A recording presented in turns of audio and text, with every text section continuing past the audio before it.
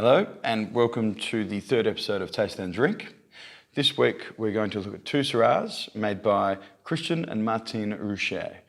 They are based in a town called Saint-Jean-du-Moselle in northern Rhone in the wine growing region of Saint-Joseph. I came across these guys. I was in Paris and saw their wines on a wine list. I asked the sommelier, who are these guys? And he pretty much replied and said, this is a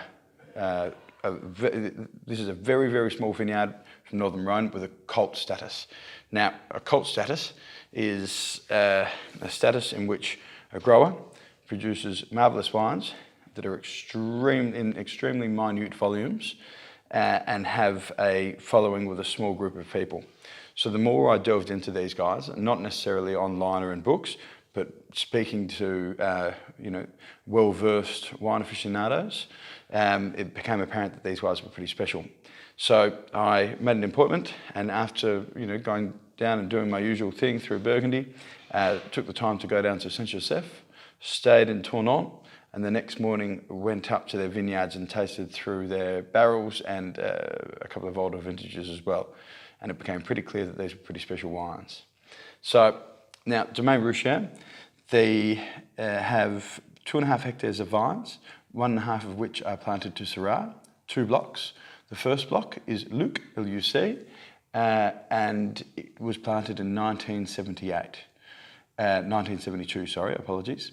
The next vineyard, Shiraz, 1 hectare, was planted in 1958, neither of which have seen a tractor or a chemical ever. Now, the reason never seeing a tractor is so special is it's never been compacted down by a big heavy tractor with its tyres. It's been worked by the same bloodline of draft horse the entire time. In 2010, Martin and Christian Rouchier decided that they would go get certified organic.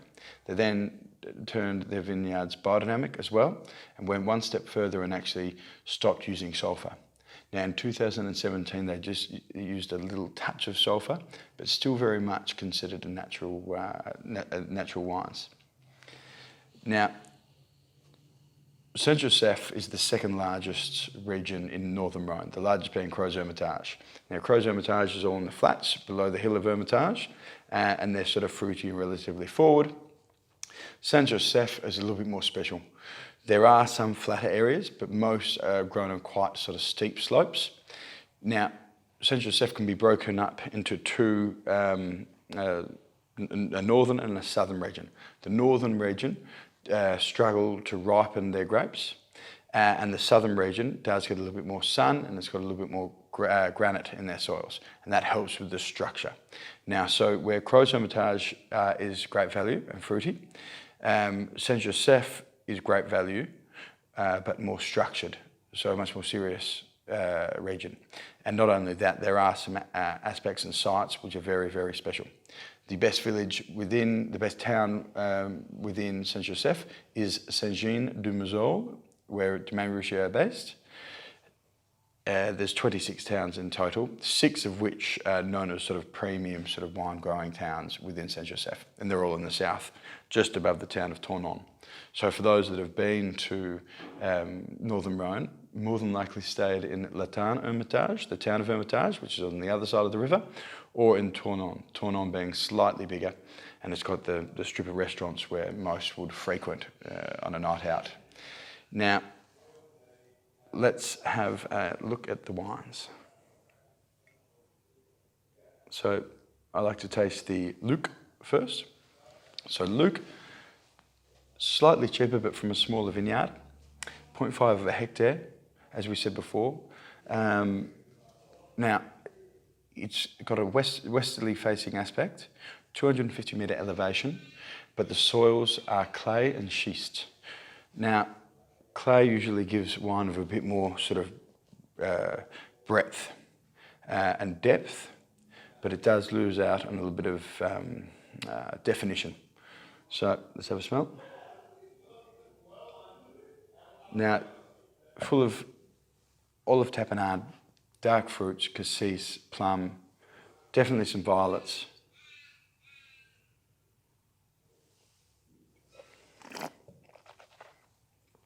The palate is incredibly firm, round, large scaled. There's no greenness from the whole bunch, but you can definitely see some of those very firm tannins. Now with Le Chave, so a hectare in total, planted in the 1970s, is on granite soils. So what you can expect from granite soils is a little bit lighter on its feet, but much more resolved tannins, very fine sort of structure. Definitely there, not non-existent, we're not talking about Burgundy here. Still very firm and very structured, but much finer. So if we have a look at Le Chave, straight away, more violets, even some white florals in there, quite fine. In terms of fruits, you're seeing a little bit more red fruit, raspberries. Definitely you can see some sort of nuances of plum, but it's much more sort of defined. Definitely more of a sort of a wild sort of red fruit spectrum.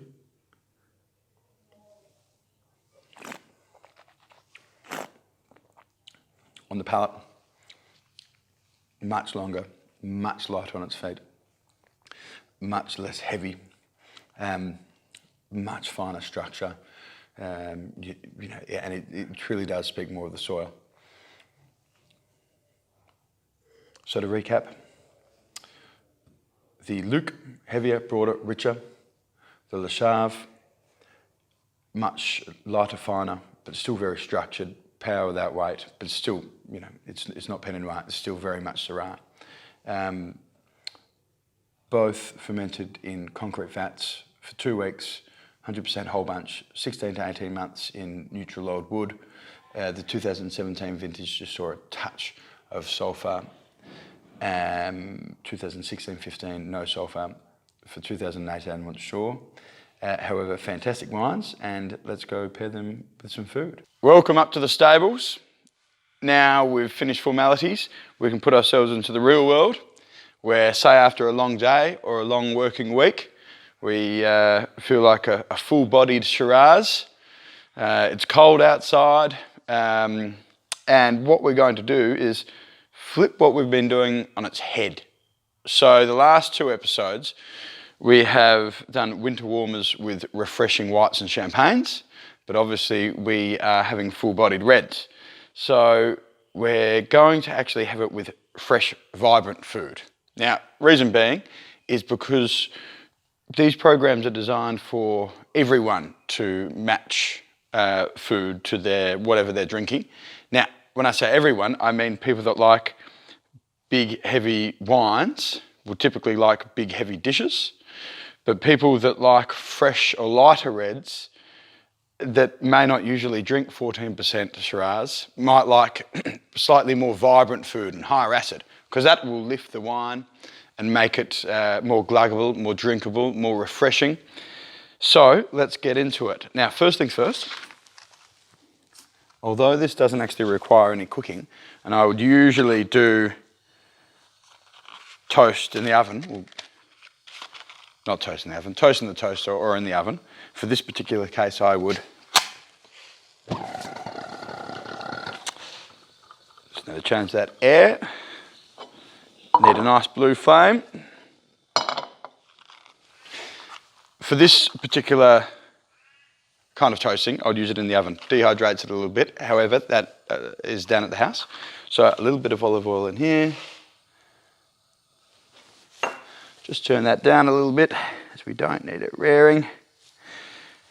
Now, we're going to start off with Anchoïade, which is like an olive tapenade, but with anchovies. So, what we need is 85 grams of anchovies, not white anchovies, the original, 2 cloves of garlic, a small tomato, so I'm using half a tomato, 3 tablespoons of parsley.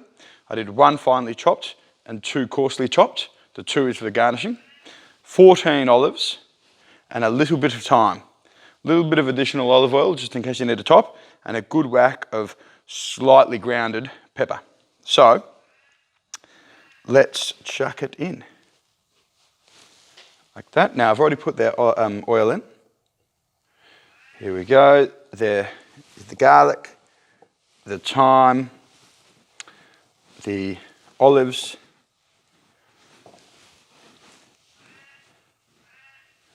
the parsley, and I'm just going to quickly just slice this up a little bit more.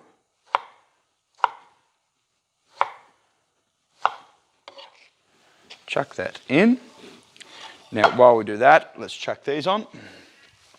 Sacrifice one that's going to soak up a lot of olive oil to swirl it around. Chuck them in. Now remember, the idea is to really sort of dry them out. So,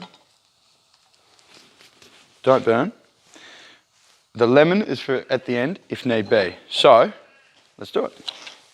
Alrighty, so the toast is done. And so is the Anchoïade. So, a slightly sort of coarse paste. It doesn't need to be too fine. Now, let's taste it. Actually, let's have a quick sip of wine first because we haven't had one yet.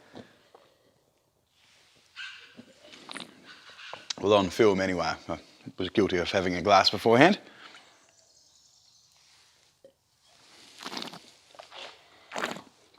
Alrighty. Slice of baguette, slice of toasted baguette. So let's just have a little taste, just to make sure it doesn't need any lemon. No, doesn't need any lemon. Actually, that is fantastic. Oh, righto. So, let's have a little bite.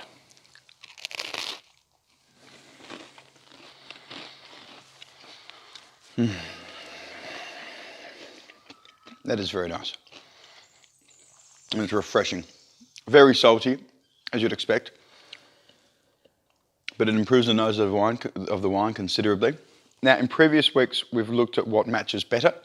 But as these wines share so many similarities, but you know, one has a more mineral core and the other has a little bit more body and depth, we're just going to look at them as a whole and how they both go with everything. Really brings out a lot of the blue fruits. Violets, actually, it brings out all the fruits and makes it very floral, even more so than before.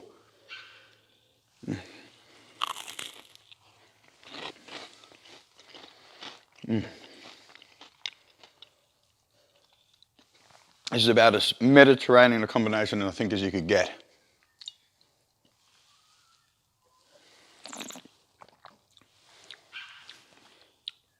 It works beautifully. It makes the wine, just as I said before, it makes the wine light on its feet. It actually makes the wine taste higher acid, very sort of fruity. It loses the sort of the darker sort of olive tapenade notes in the wine itself and gains absolute freshness and drinkability, even more so than before. On the palate, it's all about red fruits. It actually looks like it's, you know, high limestone sort of content, sort of Pinot Noir from Burgundy or something like that. It's actually really quite amazing. I'm getting carried away here. I'm going to do a piece per wine because that is just delicious.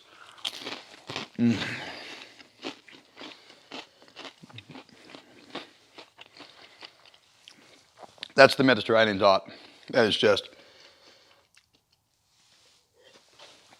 if you're with friends, Friday evening, Thursday evening, Saturday evening, any evening, and they came around and, you know, just to say a couple of friends just weren't interested in whites or lighter reds, and you brought this out and had that, every single person in the room, including the people that just drink champagne, will absolutely love it. My God, that is good. Righto, next. Large whack. A bit of parsley. I'm not sure if that was a full glass before or not, but I think that fairly well goes to show how light on its feet the Anchoïade makes this wine. That was the definition of sliding down someone's throat. That was.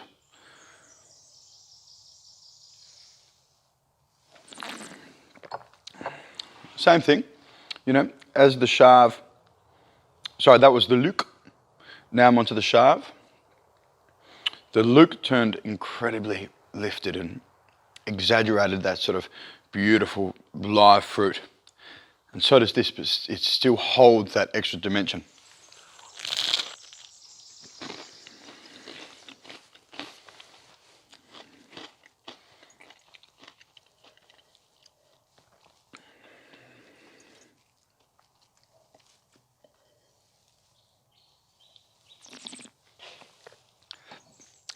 Yum. Instead of the blue and the black fruits and the violets, you see more of that cherry. And it's still very sort of dense and concentrated, but still very much light on its feet. You know, it really does revert these two wines back to, say, a Burgundy sort of a bodied wine. You know, Luc becomes more of a Chambolle-Musigny or a Volnay, and Chave becomes more of, say, a Gevrey Chambertin or a New Saint George or something of the like. Darker fruit profile, lighter, more perfumed profile. Beautiful, delicious. Anchoïade and Domaine Rouchier is a great success. What more can I say? Yeah, beautiful.